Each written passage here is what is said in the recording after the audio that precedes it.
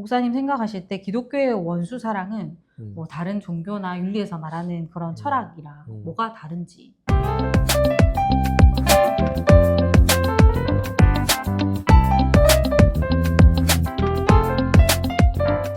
네, 여러분 반갑습니다.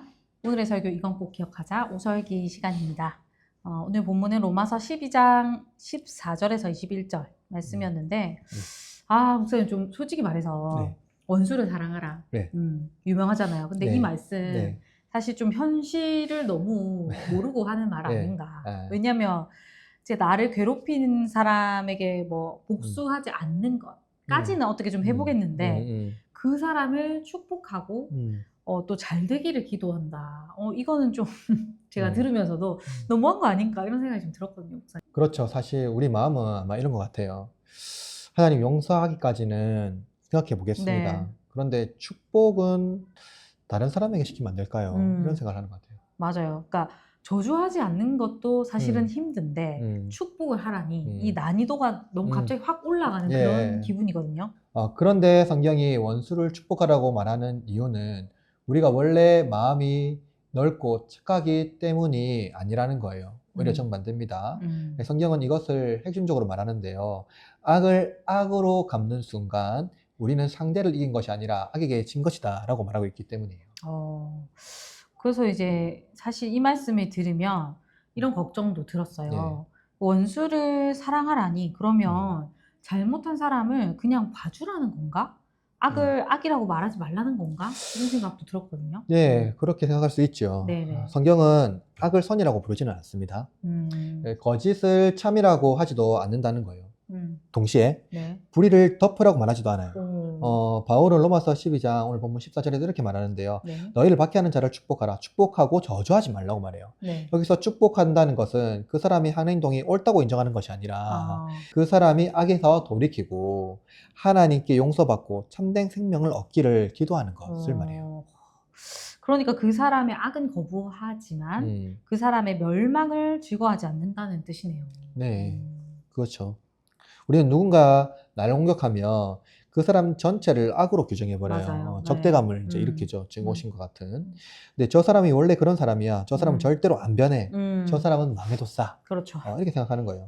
근데 복음이 우리에게 이렇게 질문한다는 거예요. 네. 너는 그 사람을 제거해야 할 적으로 보고 있느냐라는 거죠. 아니면 그리스도께서 구원하실 수 있는 한 사람을 보느냐라는 겁니다. 너무 사실 좀 불편한 질문인 것 같아요, 목사님. 그렇죠. 복음은 종종 우리를 이렇게 불편하게 만듭니다. 왜냐면 우리는 상대방의 죄만 보지만 하나님은 우리의 죄뿐만 아니라 그 사람을 미워하는 내 마음의 죄도 함께 보시기 때문이에요. 기독교를 향한 비판 중에 이런 것도 있어요, 목사님. 네. 교회 사람들은 자기들끼리만 사랑하고 자기들과 생각이 다르면 쉽게 정죄한다. 네. 이 비판에 대해서는 어떻게 생각해야 될까요? 이게 좀 고민해봐야 되는 네. 문제죠. 네. 교회가 실제로 그렇게 행동했다면 그 비판은 가볍게 넘어가서는 안 돼요. 네. 기독교인은 교회의 잘못을 무조건 변호하는 사람이 아니에요. 잘못했다면 인정하고 회개해야 한다는 거예요. 그러나 성경이 가르치는 사랑은 결코 자기 편만 위한 사랑이 아니라는 거예요. 바울은 교회 안에서 서로 사랑하라고 말한 뒤에 곧바로 교회를 박해하는 사람까지 축복하라고 말하는 거죠. 예수님도 자신을 좋아하는 사람만 사랑하지 않으셨어요. 자신을 배척한 사람, 모욕한 사람, 십자가에 못 박은 사람을 향한 용서를 예수님은 구하셨다는 것을 보여주고 있습니다.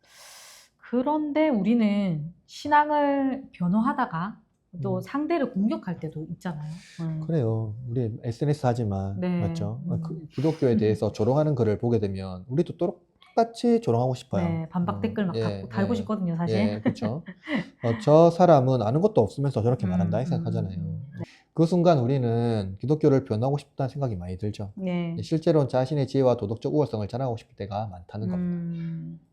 복음을 전하는 것이 아니라 말싸움에서 이기려고 하는 그런 거죠, 그죠? 사실 그런 거죠. 네네. 그러나 예수님은 상대를 논리적으로 제압해서 우리를 권하신 것은 아니라는 거예요. 그렇죠. 가장 높으신 분이 가장 낮은 자리에서 오셨어요. 우리의 고통을 멀리서 평가 안 하시고 우리 가운데 오셔서 우리가 기뻐하는 것을 기뻐하시고 우리가 오는 것에서 오셨다는 것을 알 수 있습니다. 그래도 현실적으로는 이런 생각이 좀 드는데요. 악을 악으로 갚지 않으면 결국 착한 사람만 계속 손해보는 거 아닌가? 그리고 상대는 계속 나를 공격하는데 내가 계속 참기만 한다. 그러면은 상대가 나를 더 만만하게 보는 거 아닌가. 여기서 중요한 구분이 필요해요. 네. 악을 악으로 갚지 말라라는 이 말씀은 아무 행동도 하지 말라는 뜻이 아니에요. 바울은 이어서 말하는데요. 모든 사람 앞에서 선한 일을 도모하라고 말해요. 즉 감정적으로 보복하지 말고 무엇이 하나님 앞에서 선하고 정직한 행동인지 보라는 거예요. 예를 들면 우리가 감정적으로 무슨 어떤 행동을 했을 때 그것이 하나님 앞에서 선하고 정직한 행동인지를 생각해봐라는 겁니다. 그러면 용서했으니까 다시 그 사람한테 돌아가라는 식으로 뭐 피해자를 압박하는 거는 안 된다는 거네요, 그죠? 절대로 그렇게 하면 안 되죠. 왜냐면은 성경의 평화는 진실을 덮어버리는 거짓 평화가 아니에요. 네. 만약 그렇게 했다면 예수님께서 십자가를 안 지고 그냥 용서하시면 되거든요. 예, 하나님께서 예수 그리스도께서 그 우리의 모든 그 죄를 담당하게 하셨어요. 그렇죠. 예, 죄를 관용하신 게 아니라는 거죠.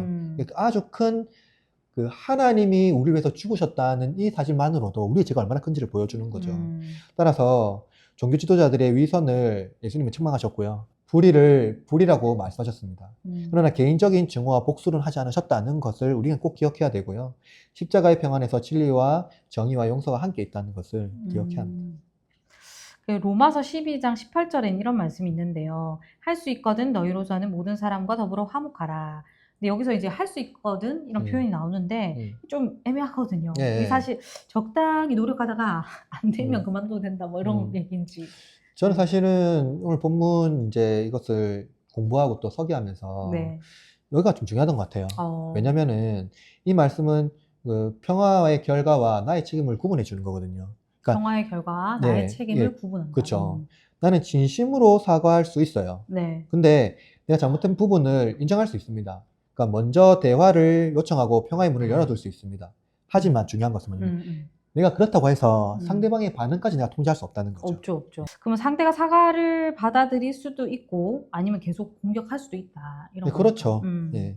기독교인은 모든 관계가 자신이 원하는 결과로 만들어내야 하는 사람이 아니에요. 그렇죠. 내가 용서했다고 해서 그 결과를 내가 통제할 수 없고 하지만 나는 말씀에 근거해서 또 예수 그리스도가 우리에게 베푸신 그 은혜를 인하여서 그것을 선물로 하는 거지 그것을 통제하려는 욕구 또 내가 그 사람보다 도덕적 우월성을 가지려는 욕구로 해서는 안 된다는 것을 말해주고 있어요.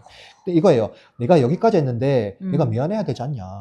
내가 손을 먼저 내밀었는데 너도 이제 숙이고 나한테 그 정도 반응은 보여줘야지 이러한 방식으로 하지 말라 하는 겁니다. 그러니까 용서도 은근히 뭔가 갑과 을처럼 내가 너를 용서해줬다 말을 막 강조하면서 갑질할 수 있다 이거니까. 그렇죠. 맞습니다. 그래서 용서의 어떤 한 얼굴은요 마치 우월감을 드러내는 방식으로 할 수도 있거든요. 그렇죠. 예. 은혜는 말했지만 선물이에요. 선물은 상대에 주면서 조정하려는 방식으로 줄 수는 없어요. 선물할 때 어떤 감정이 들죠? 선물을 하는 사람이 항상 기쁘죠. 그러니까 기쁘게. 그리고 선물을 줄 때 어떤 마음으로 선물을 줍니까? 그 사람이 기뻐하면 좋겠다. 예. 하면서 주죠. 예. 선물을 주고 나서 그 사람이 나한테 받을 것을 생각하고 주진 않잖아요. 그렇죠. 예. 그게 선물인 거죠. 또 하나 좀 어려운 질문이 있는데 성경은 원수 갚는 것이 하나님께 있다 이렇게 말하는데 그러면 이제 하나님의 심판을 믿는 신앙이 오히려 뭐 폭력이나 복수를 정당화할 위험은 없나요? 왜냐하면 내가 하나님의 심판을 대신 집행하겠다 이렇게 생각할 수도 있잖아요. 이게 이거예요. 좀 간략하게 말하면 우리는 종종 내가 정의의 사도가 되겠다, 정의 심판자가 되겠다 하거든요. 그래서 어떤 사람은 정의를 막 얘기하면서 마치 사회에 어떤 증오심이 있는 사람들이 있어요. 그렇죠. 근데 그렇게 하지 말라고 말하거든요. 그러니까 심판하는 것은 그 결과는 하나님께 있고 우리가 정의의 심판자가 될 수 없다. 왜냐면은 선과 악을 구분할 수 있는 것은 인간의 지혜가 아닙니다. 선악을 구분할 수 있는 것은 무엇이냐면 완벽한 선을 가진 사람만이 선악을 구분할 수 있습니다. 그렇죠. 인간은 그런 거 없거든요. 네. 예수님만 하나님만이 할 수 있습니다. 그러면 이제 뭐 우리가 복수를 하지 마라 이렇게만 말하는 게 아니고 너는 이미 하나님의 사랑을 받은 사람이다 이렇게 말하라. 그렇죠. 그래서 상대방의 고통받는 모습을 꼭 봐야지 우리는 좀 성격이 풀리잖아요. 통쾌하고. 근데 그게 복음이 아니라는 거죠. 사실은 그건 복음은 아니다. 예수님은 우리의 통쾌함을 바라지 않았거든요. 그렇죠. 베풀어 주시면서도. 심지어 예수님은 배반한 베드로와 제자를 만나면서도 그들이 뭐 수치감이나 어떤 죄책감을 느끼도록 만들지 않았어요. 그냥 줄인 것을 주셨거든요. 우리도 그와 같이 우리의 원수들을 대할 때 그들이 수치감과 죄책감을 느끼지 않고 그냥 그들이 그리스도께 나아와 저주를 받지 아니하고 축복을 받기를 원하는 방식으로 이웃을 대해라. 심지어 원수까지 그렇게 대해라. 이런 말씀을 많이 주고 있습니다. 네, 그래서 쭉 또 이 오사기를 쭉 진행을 하다 보니까 결국은 화내지 말고 착하게 살아라. 이런 뭐 도덕적인 교훈처럼 이게 들릴 수도 있다는 생각이 들거든요. 근데 목사님 생각하실 때 기독교의 원수 사랑은 뭐 다른 종교나 윤리에서 말하는 그런 철학이랑 뭐가 다른지. 다른 종교는 그 신이 인간이 되진 않아요. 그렇죠. 네. 그냥 규범, 율법, 혹은 불교나 이런 거에서는 마음을 다스리는 것, 이 정도로 많이 말하거든요. 네. 그리고 철학에서는 어떻게 말하냐면 평정심을 유지해라. 이성의 감정을 지배하도록 해라. 너의 감정을 잘 다스리는 게 현자다 이렇게 말하거든요. 근데 기독교에서는 마음 훈련도 아니고 또 계명을 지키라 이것도 아니에요. 뭐냐면은 말씀이 되신 그리스도께서 그렇게 행하셨기 때문에 우리가 그리스도의 성품을 닮아서 그와 같이 행하는 것이에요. 예수님께서 우리에게 말씀하신 것처럼 예수님께서 직접 우리에게 베풀어 주신 그것처럼 너도 가서 이와 같이 행하라고 말씀하셨거든요. 그와 같이 우리도 이 복음을 우리의 내면에 또 우리의 삶에 좀 각인시켜서 예수님의 성품을 닮아서 그렇게 이제 행하도록 하는 것. 그런데 중요한 것은 그렇게 행하지 못하는 마음가짐이 있을 때 행할 수 있도록 기도하고 행할 수 있을 때 하라는 겁니다. 절대로 하나님은 우리를 통제하려고 하지도 않고 또 우리를 통해서 이웃을 통제하려고 하지 않거든요. 그것이 복음입니다. 네. 통제하지 않는 복음. 네, 그리고 거짓되지 않고 진실을 되게 사람을 대하는 것. 네, 그래서 오늘 내용을 한 문장으로 정리한다면 이렇게 말씀드릴 수 있을 것 같아요. 악은 보복을 통해 우리를 자기 모습으로 만들려고 하지만 그리스도의 사랑을 받은 사람은 선으로 악을 이긴다. 이렇게. 네네.